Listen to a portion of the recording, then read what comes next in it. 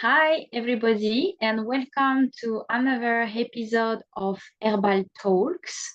Here it's Agnes, founder of Nordiska Örter, which is speaking to you. And today I am interviewing Jeannie Williams, who come from United States. She is practicing energy medicine, Chinese medicine. She is a graduated herbalist in Chinese medicine and currently learning Western herbs and working with a woman who has been injured in childbirth. Jenny. Yes, so happy to see you Hello. again today. How are you?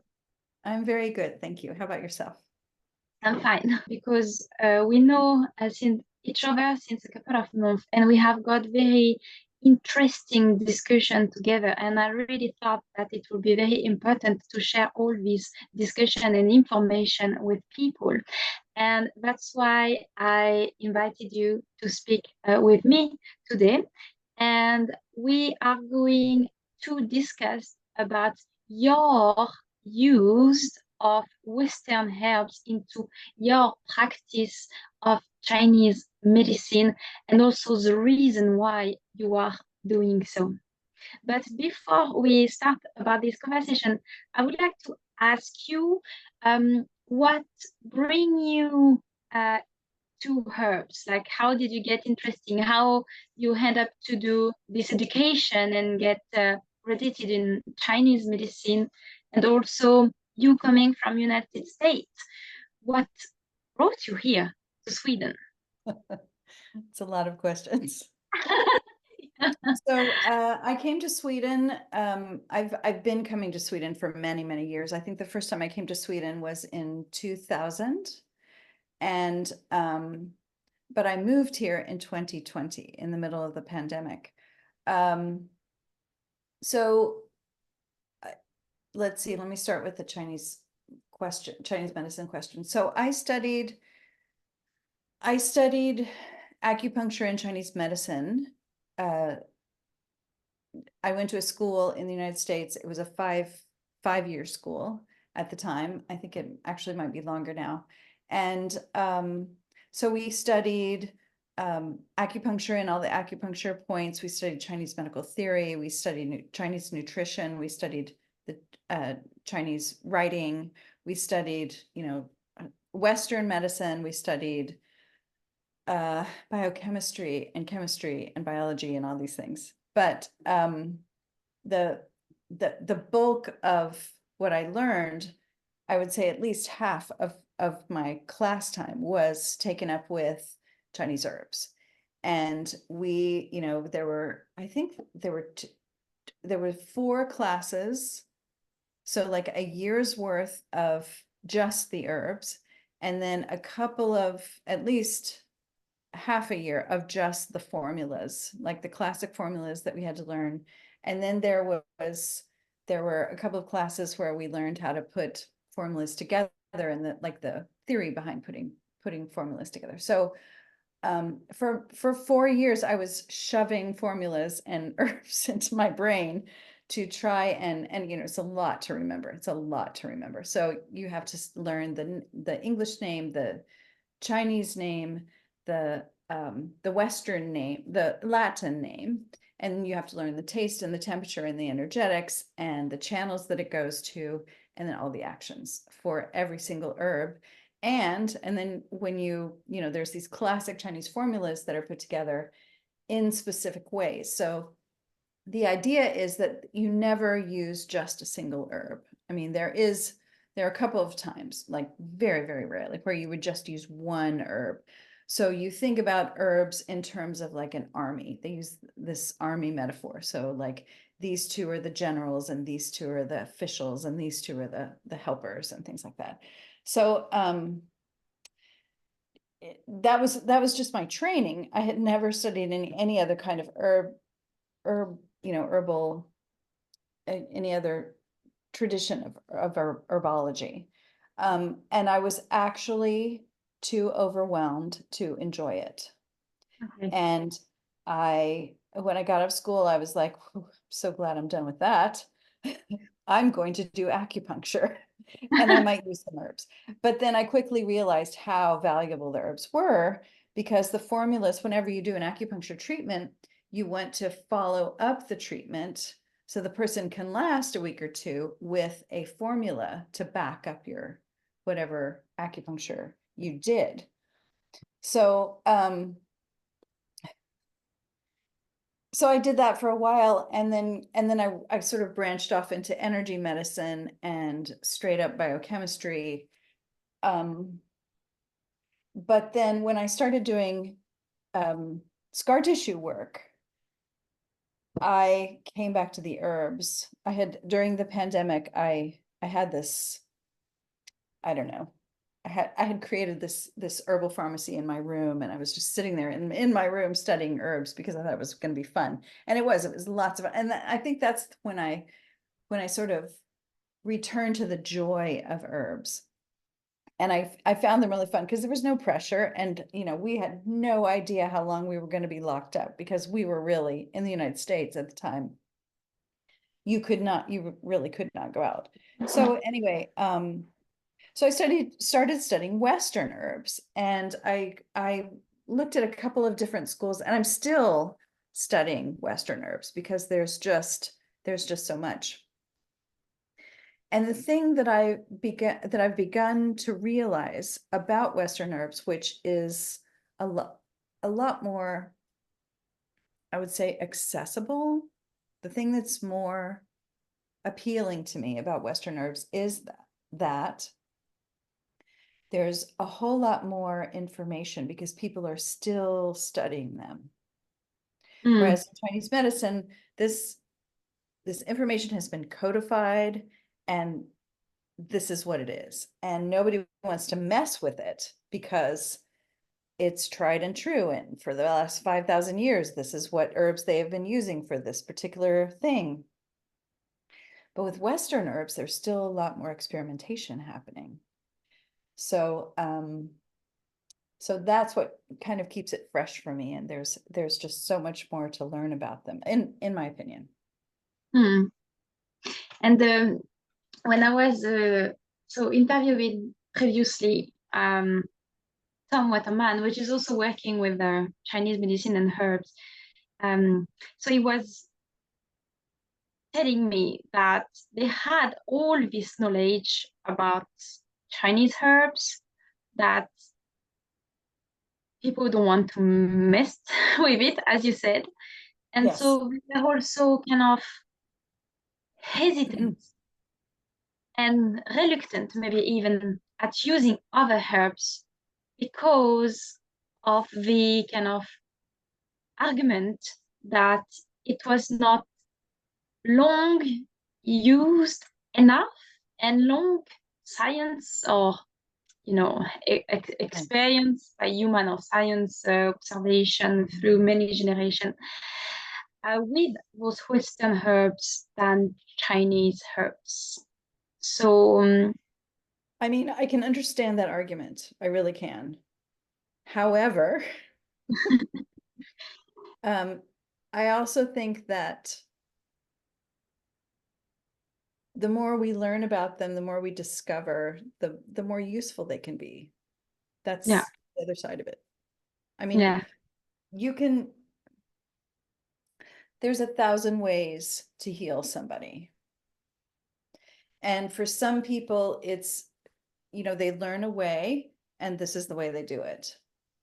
And for other people, they like to learn different aspects, so that you can come at illness from this perspective or this perspective, so that there can be different ways to address the problem. And you, as a practicing energetic medicine, so you were telling me earlier how important the freshness of herbs should be for the energy of the herbs. Can you talk more about that? Well, this was something when I've been studying Western herbs recently, because I've been thinking about this difference between Chinese medicine and the properties of the herbs. so when one goes to buy Chinese herbs, you can get a powder form, you can get a raw form that you cook, you can get a tablet, some other kind of prepared form.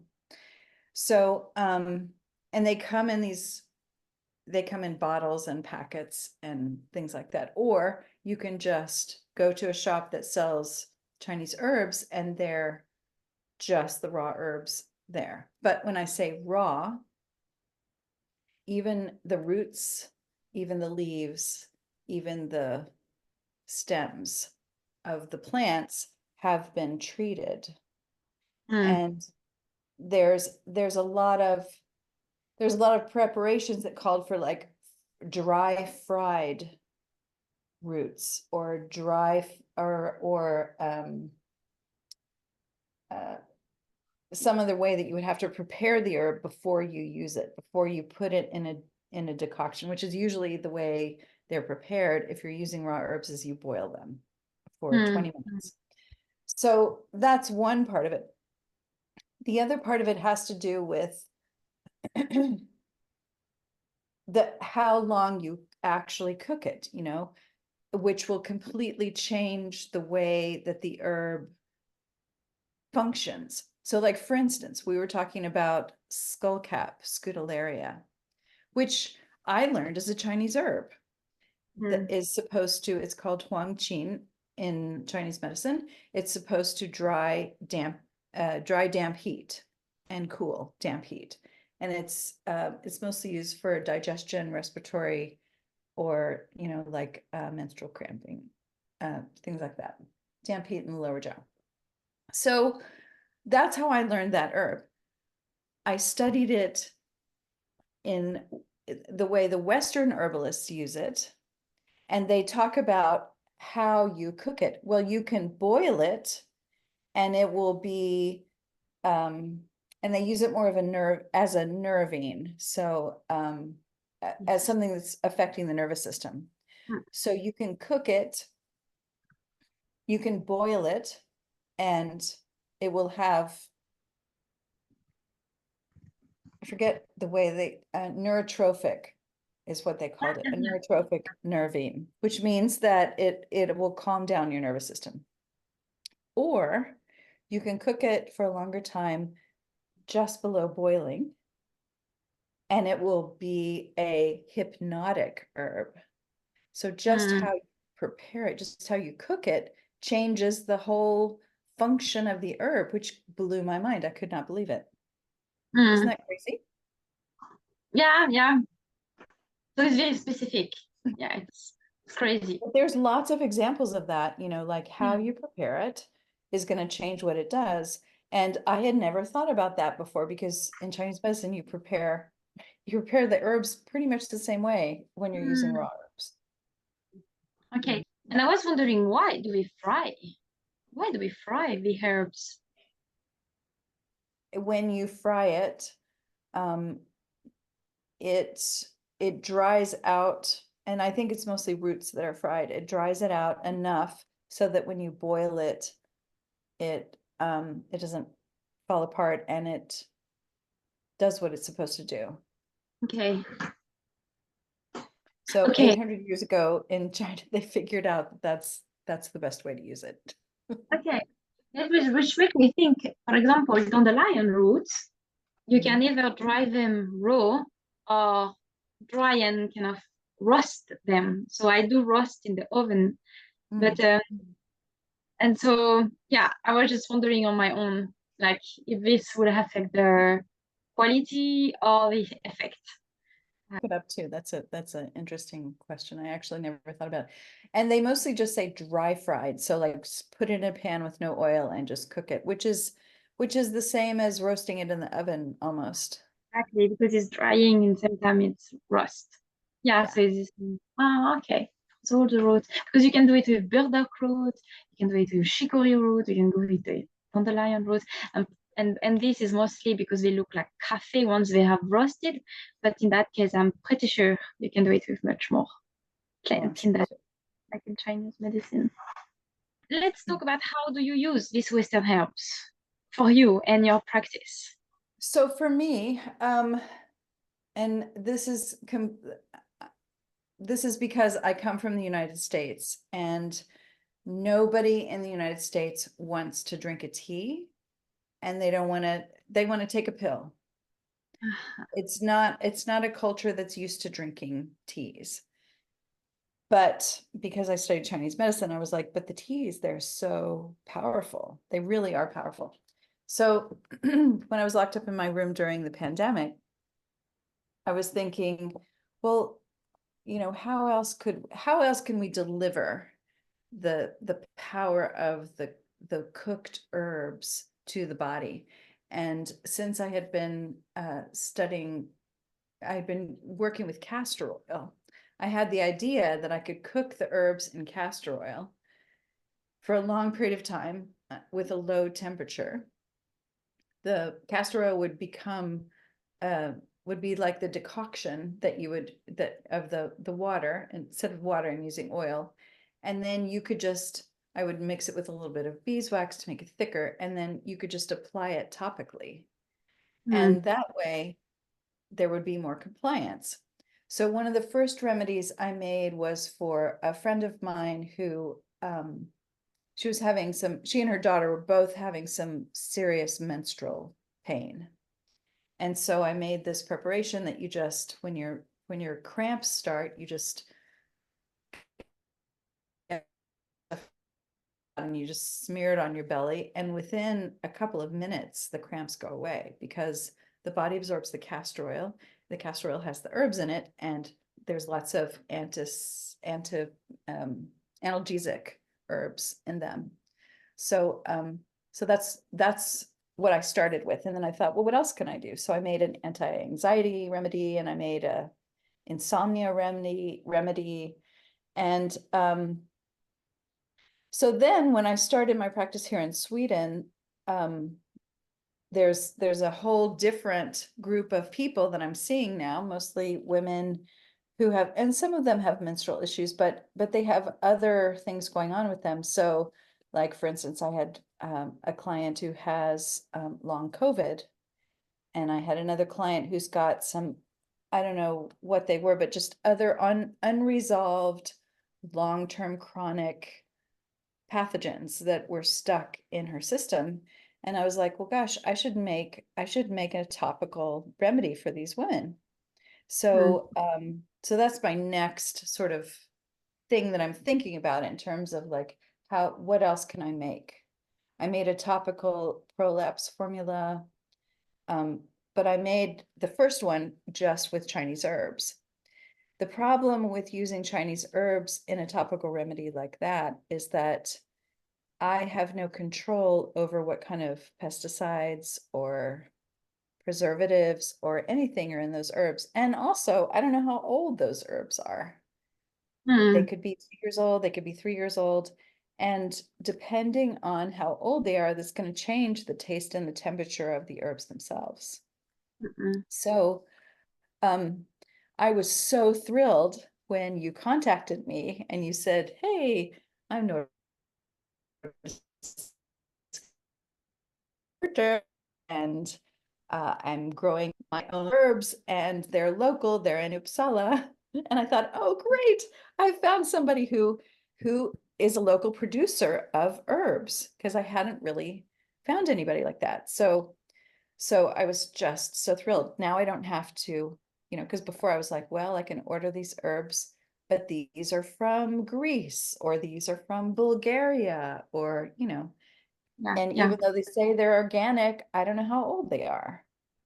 So that's why I was super excited to meet you and partner with you, because then the other thing is that, you know, you grow the herbs, and then I take the herbs and formulate them and give them to my patients. And so it's just this very sort of seamless, there's no 300 people in the middle who are putting their hands on them. You know, it's a very clear, clean process.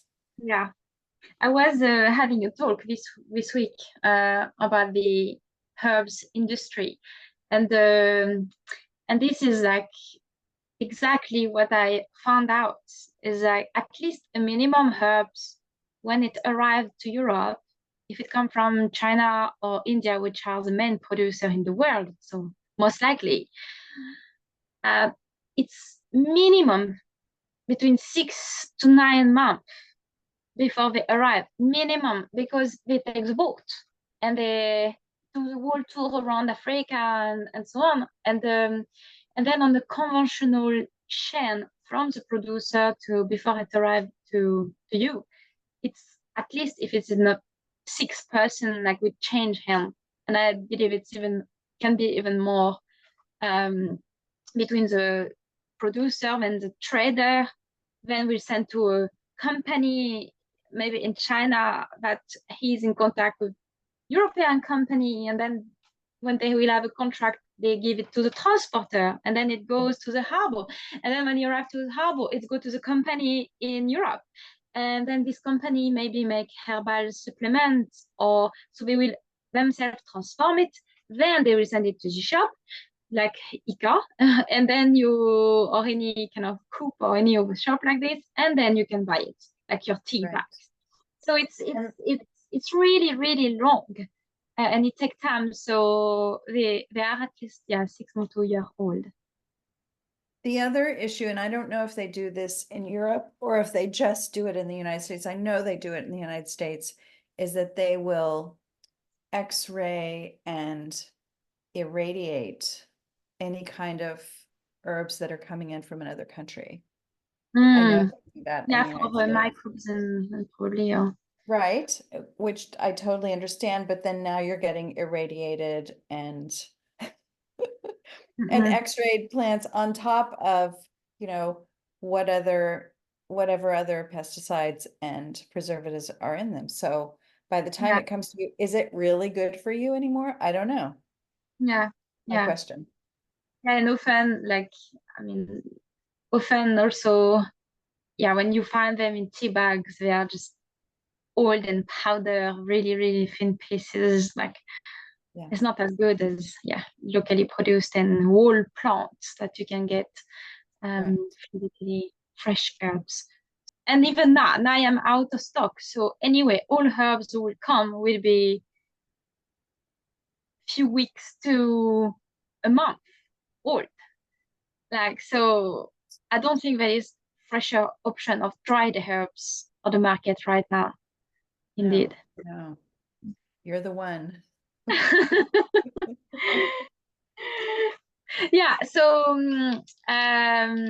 So how this kind of, can you talk about how important for Chinese medicine it is to have in priority local plants for the efficacy of the medicine?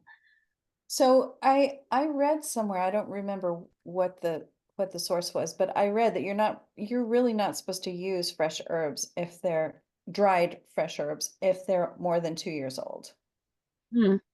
So if you think about it, if it's coming from the other side of the world and it's taken 8 months to get here, then you have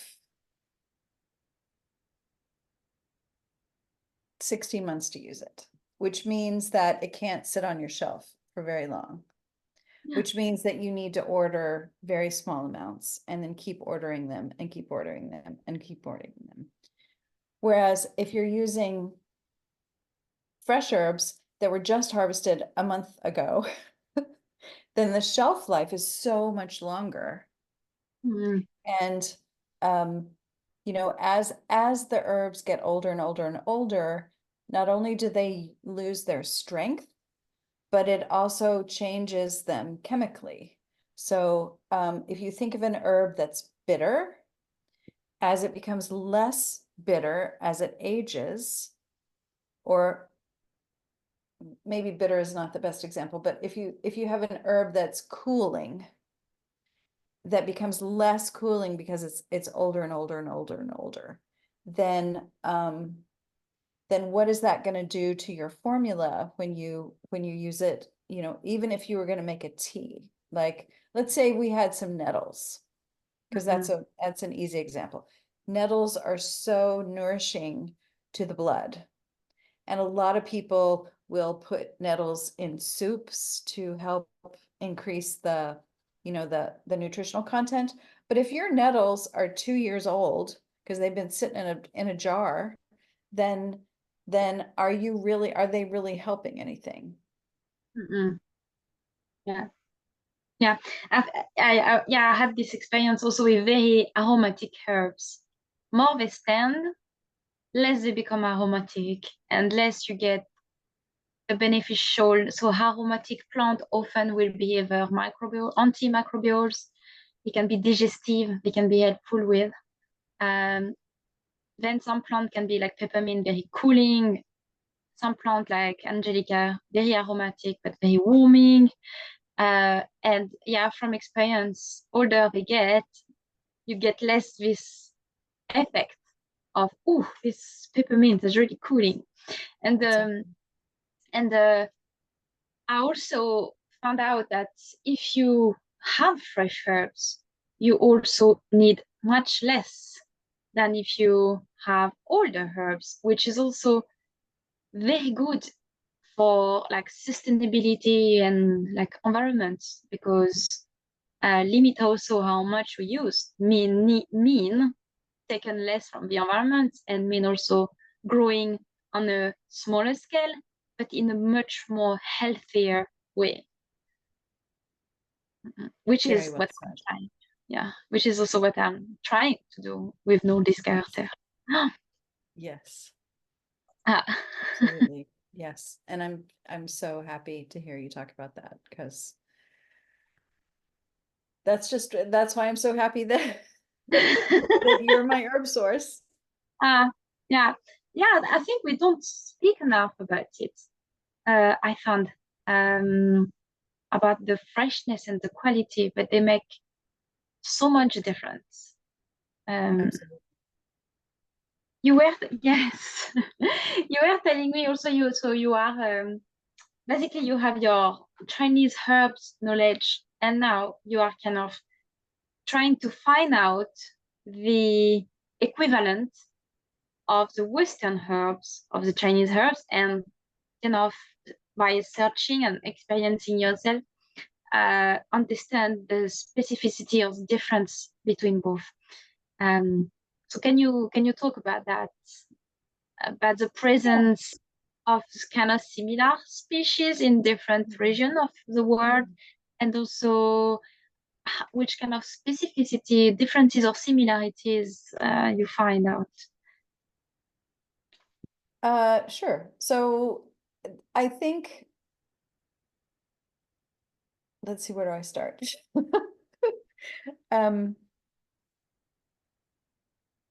Yeah, maybe just by mentioning or giving example of kind of existent species who are two different species, like maybe China, Europe, United right, States, right. um like, but yeah, just they are kind of equivalent of each other, different, like same genus, very similar, Right. but different Yeah. species. Right. So I was really surprised when I first started studying Western herbs, how similar they are to Chinese herbs. Now, I know if you ask somebody else, they would say, oh no, Chinese herbs are totally different, and you can't even compare them to Western herbs. Well, I mean, if you think in generalities, like if you look for differences, you're going to find differences. If you look for similarities, you're going to find similarities. So, for instance, I was talking about Scutellaria skullcap before. So I studied skullcap as a Western herb. I mean, I studied skullcap as a Chinese herb, which So which is it, Sculcap baccalensis, or do you know it's this? Scutellaria lamiflora. So that's the Western one. Okay. Yeah. The Chinese one, it's Scutellaria, but it has a different, it's probably Scutellaria. No, I don't I know remember that is the Scutellaria baccalensis from the Baikal. Yeah. I don't So I don't. know. I don't actually know the second name, the Ah. second Latin name. The Chinese, because when I study them, I just learned the pinyin and the first name Latin because it was too much for me. Ah, So skullcap, Scutellaria, and Huang Qin is the pinyin that I learned. And I know it's a different strain in Europe. It's a different strain in the United States. yeah. So when you learn them, you just have to be careful of the differences. There aren't that many. There are some, but if you just are careful to study the specific ones for the one that you're using, then you can just proceed. I mean, I would never just take a Chinese formula and use the Western herbs for them. That's not what I'm doing. I'm creating new formulas Okay.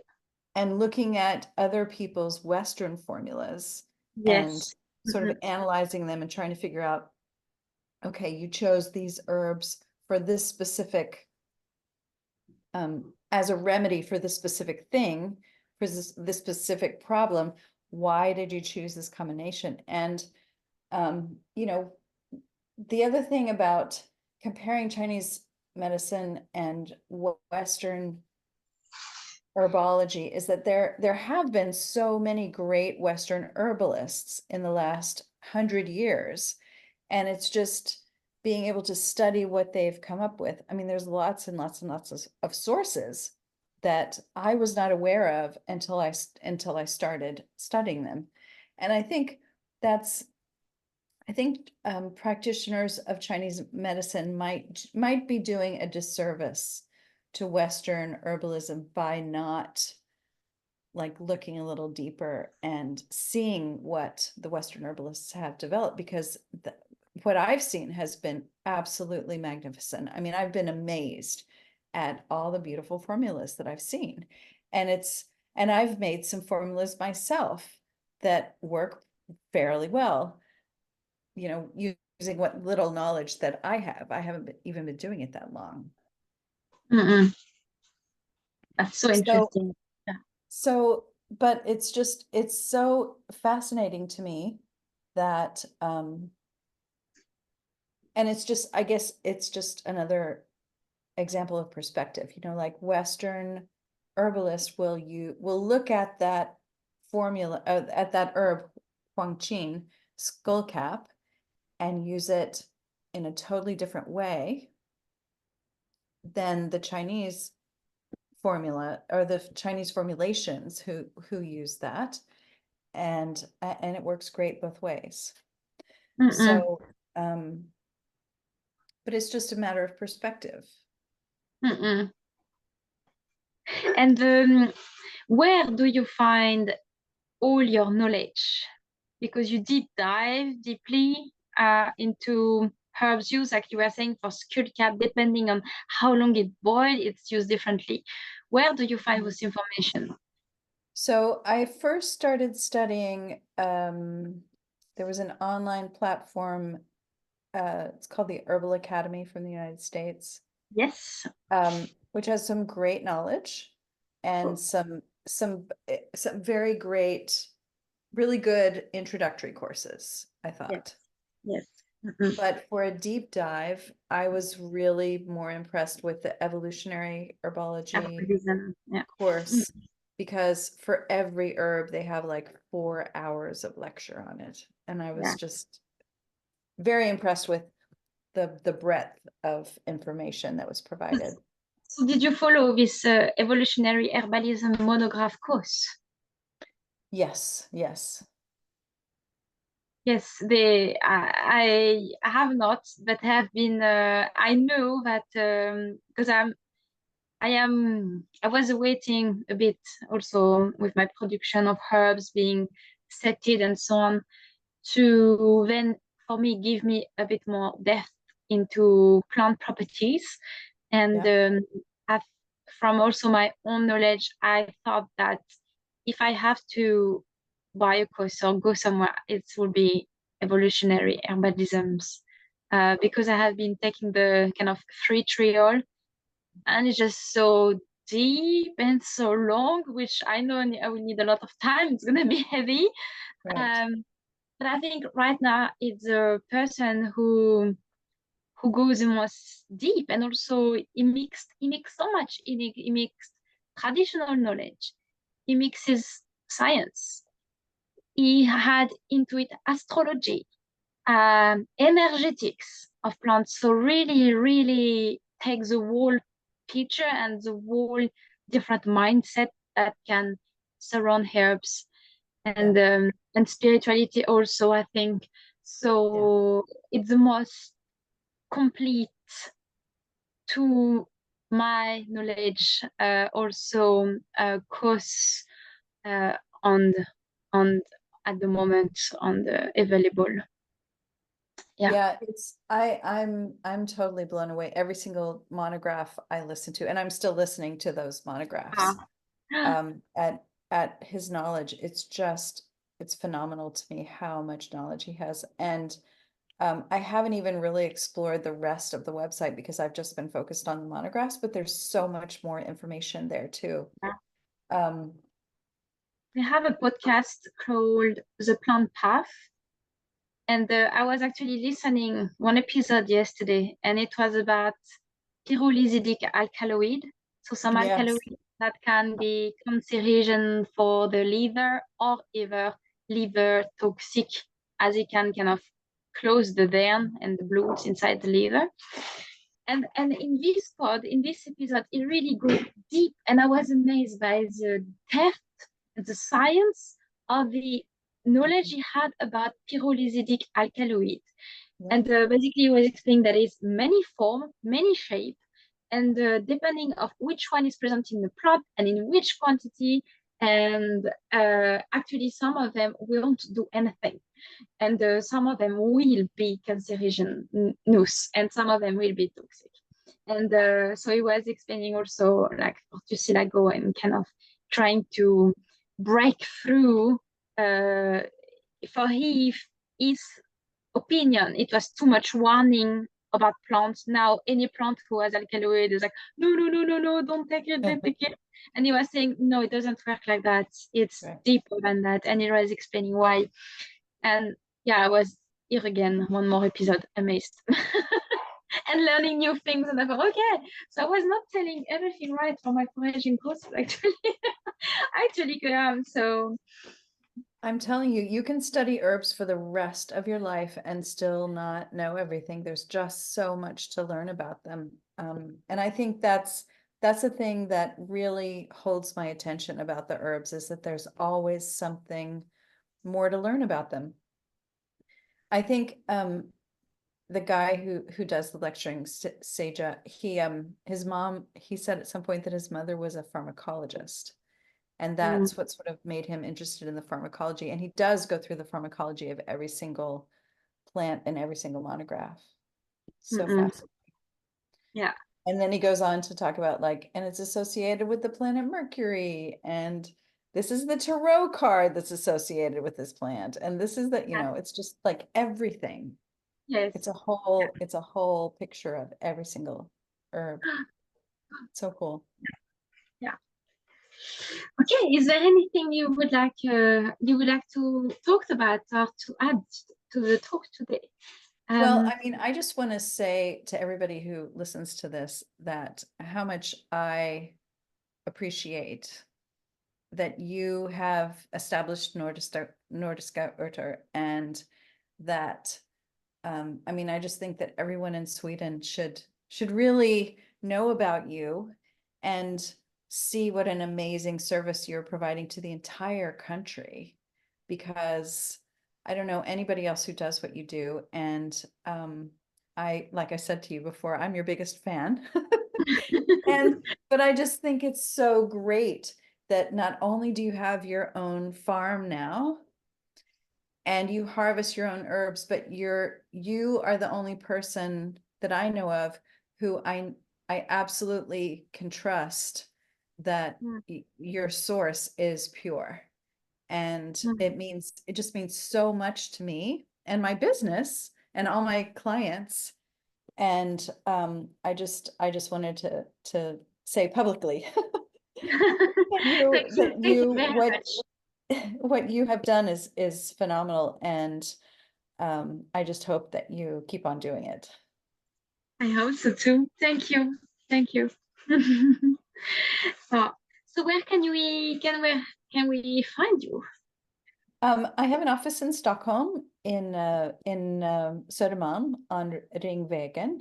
You can find me online. My website is arvevnadsremediering.se, and I'm on Instagram, arvevnadremediering. Yes, and we leave the contact information below the video and in comment of the podcast. Anyway, yeah. Great. Thanks. Okay, thank you very much. Thank you, Agnes. And I hope we are going to meet again. Yes, and I would love to come on a foraging tour with you soon. Yeah, you are if very not, welcome. yeah, that's going to be fun. Thank you Nice. so much for today.